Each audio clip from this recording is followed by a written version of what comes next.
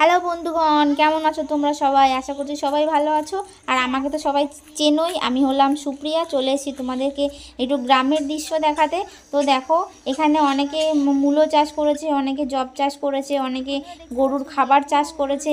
তো এই দেখো সর্ষে বাগান, আমি না সহ্য করতে পেরে লাফায় পড়ছি, মানে বাগানের মধ্যে যে আমার একটু ছবি তুলে দাও, আমার একটু ফটোশ্যুট করে দাও। মানে এত সুন্দর লাগছিল না, আমি আর আমার মেয়ে চলে গেছিলাম।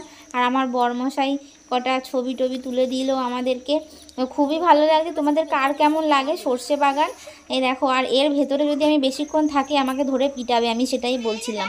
আর এখানে দেখো আমার একটা দিদা উচ্ছে মানে মাচা করেছে, উচ্ছের মাচা, ছোট ছোট উচ্ছেও হয়েছে। তো একদম বাড়ির উচ্ছে, বাড়ির মানে সবজি কার কেমন লাগে খেতে জানি না, আমার তো ফাটাফাটি লাগে। আর এই দেখো ঘরের চালে ছাদের উপরে উঠে কুকুর ঘেউ ঘেউ করতেছে, ভাবতে পারো?